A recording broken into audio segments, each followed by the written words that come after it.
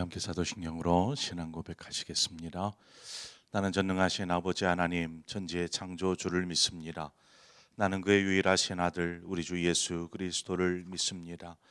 그는 성령으로 잉태되어 동정녀 마리아에게서 나시고 본디오 빌라도에게 고난을 받아 십자가에 못 박혀 죽으시고 장사된 지 사흘 만에 죽은 자 가운데서 다시 살아나셨으며 하늘에 오르시어 전능하신 아버지 하나님 우편에 앉아 계시다가 거기로부터 살아있는 자와 죽은 자를 심판하러 오십니다. 나는 성령을 믿으며 거룩한 공교회와 성도의 교제와 죄를 용서받는 것과 몸의 부활과 영생을 믿습니다. 아멘. 우리 함께 찬송가 354장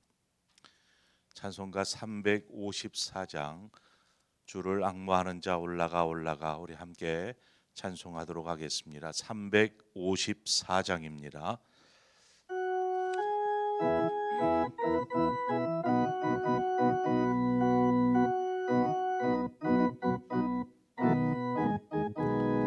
주를 앙모하는 자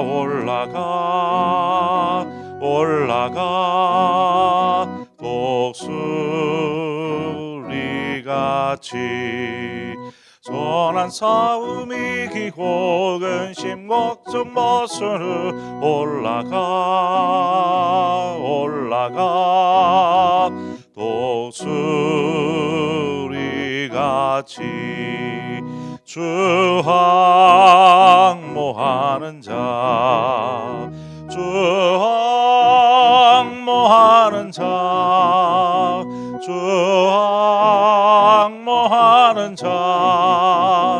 늘 강건하리라. 주를 앙모하는 자 걸어가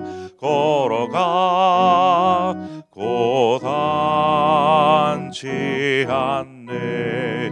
길을 잃은 양떼를 두루 찾아다니며 걸어가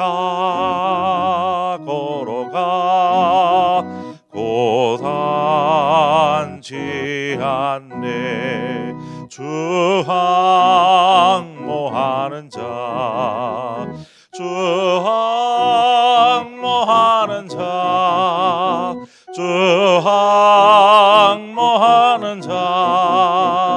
늘 강건하리라.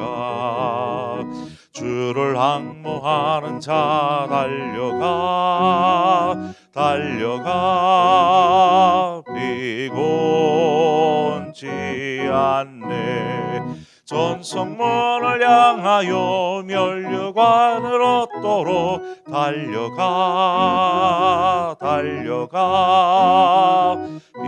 비곤치 않네. 주 앙모하는 자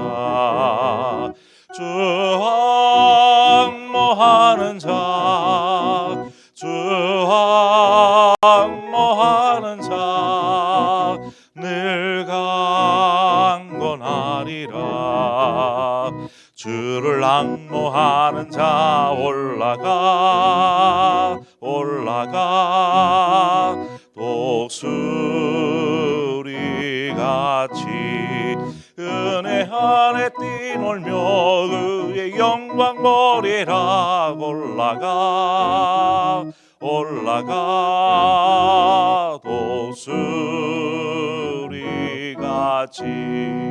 주 앙모하는 자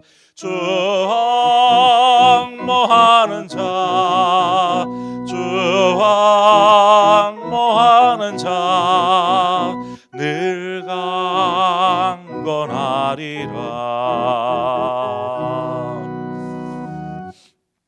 아멘. 하나님 말씀 보겠습니다. 시편 76편 1절에서 9절의 말씀입니다. 시편 76편 1절에서 9절의 말씀, 우리 한 절씩 교독해서 보도록 하겠습니다. 하나님은 유다에 알려지셨으며 그의 이름이 이스라엘에 크시도다.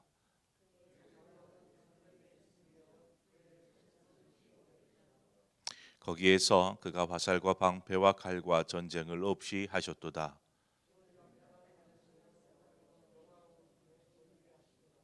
마음이 강한 자도 가진 것을 빼앗기고 잠에 빠질 것이며 장사들도 모두 그들에게 도움을 줄 손을 만날 수 없도다.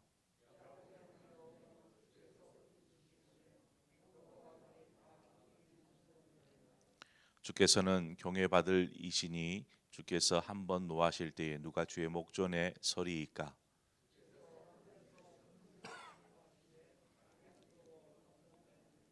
함께 읽습니다. 곧 하나님이 땅의 모든 온유한 자를 구원하시려고 심판하러 일어나신 때에로다. 아멘. 시편 76편은 바로 앞에 있는 75편과 연관되어져 있습니다. 왜 연관되어져 있냐면 그 배경이 같기 때문에 그렇습니다. 75편과 76편은 같은 배경 아래서 쓰여진 시편입니다. 그 배경이 무엇이냐면 우리가 어제도 그제도 말씀드렸던 것처럼 아수르의 침공으로 예루살렘이 포위당하는 위기 상황 가운데에서 히스기야가 성전에 나아가 기도할 때에 하나님께서 하나님의 사자를 보내셔서 그 밤에 아수르의 군대 18만 5천 명을 무찔러서 결국 이스라엘이 승리한 것을 배경으로 하고 있습니다. 오늘 본문에 보면 아삽이라는 아삽의 시라고 되어 있는데 아삽은 모세 때의 사람이기 때문에 아마 아삽의 시가 아니고 아삽의 자손의 시일 겁니다. 이 자손이 이스라엘을 승리케 하신 그 하나님을 찬양하는 시가 바로 본 시입니다. 하나님을 찬양하는 시. 이 배경을 이해하고 1절부터 3절만 다시 한번 읽어보면 우린 분명하게 쉽게 이 구절을 이해할 수 있습니다. 하나님은 유다에 알려지셨으며 그의 이름이 이스라엘의 크시도다. 그의 장막은 살렘에 있으며 그의 조소는 시온에 있도다. 거기에서 그가 화살과 방패와 칼과 전쟁을 없이 하셨도다. 하나님께서 하신 그 놀라운 역사를 이렇게 기록하고 있다라는 것입니다. 아수르가 예루살렘 이스라엘 지역을 거의 다 점령하고 이 예루살렘만 남았어요. 이 예루살렘을 포위한 아수르 그 아수르를 결코 이스라엘은 이길 수 없었습니다. 그냥 예루살렘 그 하나 남아 있는데 그냥 밀고 들어오면 예루살렘은 쉽게 무너질 수밖에 없었는데 그때 당시 아수르 왕 사네립이 전쟁을 쳐서 그냥 여기를 무너뜨리고 들어가는 것이 낭비라고 하찮게 여겼어요. 그래서 랍사게라는 신하를 보내 가지고 이스라엘의 하나님을 조롱하며 이스라엘에게 항복을 권유하죠. 항복하라 이렇게 조롱하면서 항복하라고 이야기합니다. 결국 하나님께서 일하신 것이죠. 움직이셨습니다. 그리고 전쟁은 이스라엘의 승리로 끝을 냅니다. 이 전쟁을 위해서 이스라엘이 한 것은 아무것도 없습니다. 이 전쟁에서 승리하는데 이스라엘이 한 것은 아무것도 없습니다. 단지 히스기야 왕이 하나님의 성전에 나아가서 하나님께 기도했다라는 것밖에 없습니다. 모든 것은 하나님께서 이루셨습니다. 그러므로 그 승리는 누구의 승리입니까? 하나님의 승리인 것입니다. 우리가 일상에서 많은 일을 겪지만 그 가운데에서 우리의 힘에 버거운 일들, 우리의 힘으로 감당할 수 없는 일을 만나면 성도들은 어떻게 합니까? 먼저 하나님께 기도하죠. 하나님 도와주세요 라고 하나님 앞에 호소합니다. 하나님께 그렇게 기도하는 것 아마 이것은 대부분의 그리스도인들이 이와 같이 자신이 감당할 수 없는 일을 만났을 때에 기도할 것입니다. 그런데 그 다음이 문제입니다. 기도하고 다음에 보니까 문제가 해결되었어요. 자신이 가지고 있는 문제가 어떻게든 해결이 되었어요. 그러면 해결된 이후에는 우리가 어떻게 합니까? 해결된 이후에는 그저 문제가 해결된 그 자체만으로 만족하고 마는 경우가 많습니다. 아유, 이제 후련하다, 해결됐다 하고 마는 것이죠. 분명히 자신의 힘으로 감당할 수 없는 버거운 일이어서 하나님 앞에 호소했습니다. 하나님 도와주세요. 이 문제 해결해 주세요. 나를 구원해 주세요. 라고 기도했어요. 자, 그리고 그 문제가 해결되었다라면 누가 그 일을 한 것입니까? 하나님께서 하신 것입니다. 명백하게 하나님께서 일하신 것입니다. 그러면 우리는 어떻게 해야 할까요?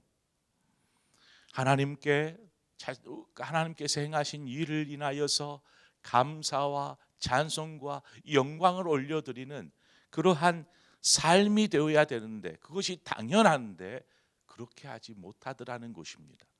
쉬 잊어버리는 것이죠. 마치 어디 들어갈 때 나올 때 다르듯이 그냥 하나님 앞에, 하나님 발등에 불 떨어져서는 그렇게 호소하더니 문제 해결되고 나서는 하나님을 찾지도 않습니다.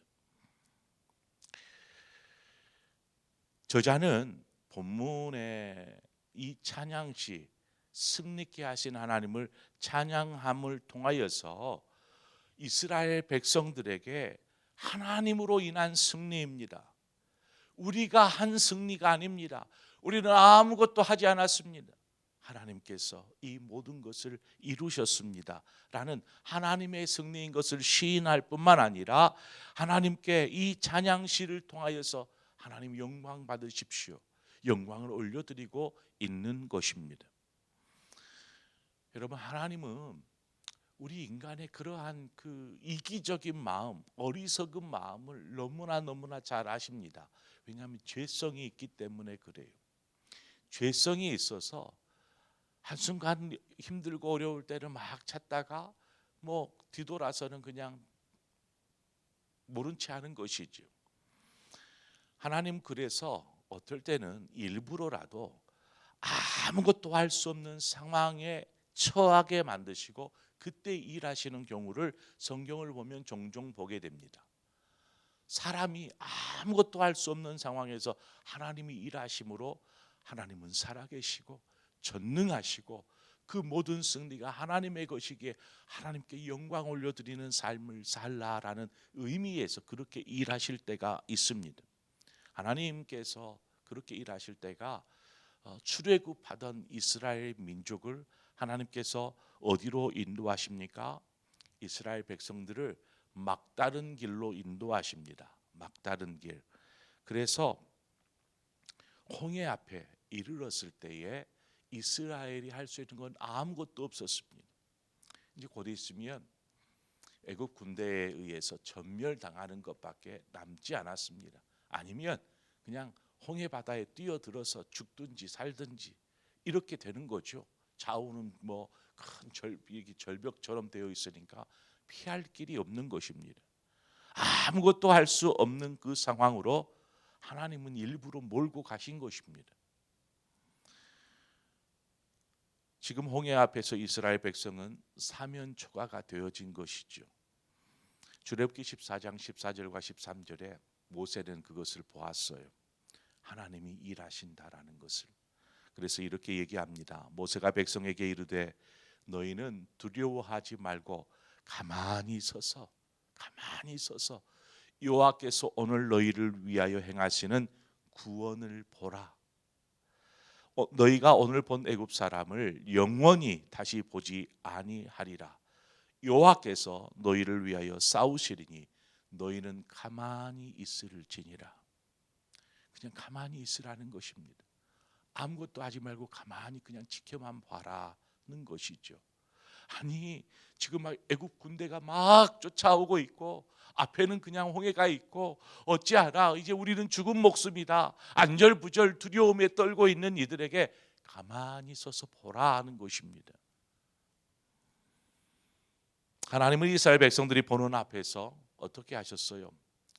뒤를 막습니다. 불기둥으로.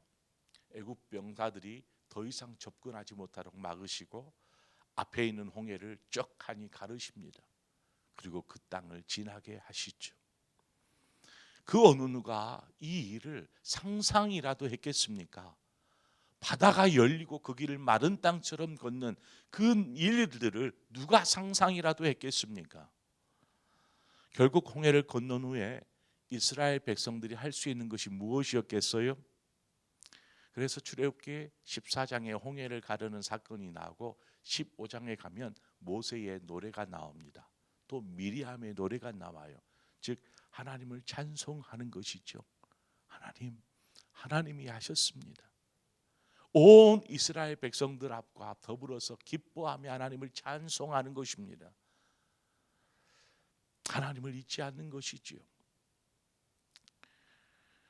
그리고 본문 4절에 보니까 주는 약탈한 산에서 영화로우시며 존귀하시도다 말합니다. 아수르에 의해서 약탈당할 이 예루살렘에서 하나님은 이 모든 일을 통해서 영화로우시고 존귀함을 받으시는 분이시다라는 것이죠. 하나님은 보이된 예루살렘에서 영광과 존귀하심을 받으시기 합당하신 분이십니다. 성경은 이처럼 오직 하나님의 역사를 기록하였지 사람이 놀라운 일을 행하였다라고 기록한 곳이 없습니다. 모든 것이 하나님의 역사고 하나님이 행하신 일인 것입니다. 그 말은 성경뿐만 아니라 우리의 삶은 하나님에 의해서 쓰여 있는 하나님의 역사인 것입니다. 하나님의 일하심입니다. 오늘도 하나님께서 여러분의 삶을 통해서 일하실 줄 믿습니다. 그러면 우리가 해야 될 것은 무엇입니까? 하나님 영화롭게 하고 그를 영원토록 즐거워하며 찬송과 영광을 올려드리는 삶이 고작 우리가 할 수 있는 일이다라는 것입니다. 우리가 할 수 있는 일. 그래서 시편 46편 10절에 또 이와 같은 비슷한 이야기를 하고 있어요. 이르시기를 너희는 가만히 있어 내가 하나님 됨을 알지어다. 내가 문나라 중에서 높임을 받으리라. 내가 세계 중에서 높임을 받으리라. 하나님은 그러하신 분이십니다. 그것을 잊어먹으니까 하나님 계속 이렇게 하십니다. 우리가 하나님의 놀라운 역사를 경험하기 위해 때론 모든 것을 좀 내려놓고 믿음으로 하나님을 바라볼 필요가 있습니다. 가만히 있어서 하나님이 어떻게 행하시는지 믿음으로 바라볼 수 있는 그러한 믿음이 있어야 합니다. 우리의 삶이 저절로 혹은 자신의 노력으로 된 것으로 여러분 생각하지 마십시오. 하나님께서 모든 것을 주관하시고 다스리십니다. 우리의 일상의 삶에서도 하나님은 세세한 부분까지 다루십니다. 우리는 그것들을 통해서 하나님의 살아계심들을 발견하고 하나님께 영광 올려드리는 것입니다. 7절 말씀을 보니까 주께서는 경외받을 이시니 주께서 한번 노하실 때에 누가 주의 목전에 서리까 이야기합니다. 우리는 하나님의 능하신 손 아래에서 겸손해야 하며 혹여 우리가 범죄하여 하나님의 진노가 우리에게 향하지 않도록 우리는 항상 하나님 앞에 두렵고 떨림으로 즉 경외하는 삶을 살아야 할 줄 믿습니다. 오늘 주어진 한 날 하나님을 경외한다라는 것은 하나님이 내 삶 속에서 일하고 계시다라는 것을 기억하고 그렇게 믿음으로 사는 것이 바로 경외하는 삶입니다. 저와 여러분의 삶이 그 삶이 되어지기를 원합니다. 잊지 마십시오. 하나님은 지금도 일하고 계십니다. 내가 하는 것 아니고 하나님의 일하심입니다. 우리는 그것들을 바라보며 구원의 하나님, 일을 이루시는 하나님, 성취하시는 하나님.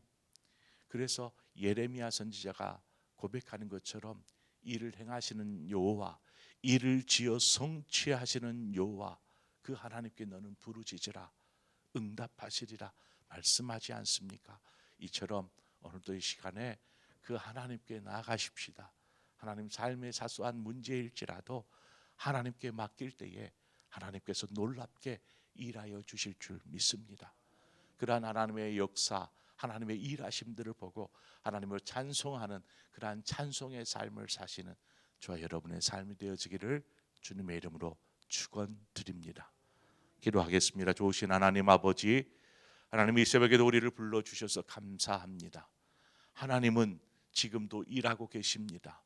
하나님의 일하심은 우리가 가히 상상할 수 없는, 우리의 생각으로조차 하나님 생각할 수 없는 그 놀라우신 전능하심으로 일하시는 분이심을 우리가 믿습니다. 그러기에 때로는 우리가 가만히 서서 하나님의 그 구원하심, 하나님의 역사를 바라볼 수 있는 믿음이 있게 하여 주시옵소서. 매 순간순간 삶을 통하여서 우리의 삶 가운데 찾아오셔서 우리의 삶을 만지시는 하나님을 인하여서 우리의 입술에 찬송이 있게 하시고 이 영광과 존귀를 받으시기에 합당하신 그 하나님을 찬송하는 우리의 입술과 우리의 삶이 되게 하여 주시옵소서. 우리를 복되게 이끄시는 그 하나님을 찬양합니다. 오늘도 우리의 입술에 온통 찬송으로 채워지게 하시고 감사와 영광으로 채워지게 하여 주옵소서. 예수 그리스도의 이름으로 기도합니다. 아멘. 오늘 시간 우리 함께 한 마음으로 기도할 때에 하나님 우리의 예배의 회복과 우리의 신앙의 회복을 위해서 기도하십시다. 우리의 신앙이 어느 순간 잠잠해지고 민재재근하게 변해 있지는 않습니까? 오늘 우리 안에 너희가 차갑든지 뜨겁든지 하라 말씀하시는 그 말씀 앞에서 우리가 하나님 앞에 다시금 겸손하게 나아가 하나님의 그 첫사랑, 그 뜨거웠던 그 마음들을 회복하고 우리의 신앙이 회복되어지기를 원합니다. 우리뿐만 아니라 우리 상봉의 성도들이, 또 코로나로 인하여서 멀어졌던 저들이 하나님 그 성도들이 다 함께 한 마음으로 모여들게 하시고 하나님을 구하고 찾게 하시고 삶에서 하나님의 역사를 경험케 하여 주옵소서. 이 시간 우리 한 마음으로 기도하고 각자의 기도의 제목으로 기도하시다가 자유롭게 돌아가시겠습니다. 함께 기도하겠습니다. 하나님 아버지 은혜와 사랑을 감사합니다. 하나님 이 새벽에도 우리를 불러주신 아버지, 하나님 우리가 하나님 앞에 겸손함으로 엎드립니다. 우리는 겸손할 수밖에 없습니다.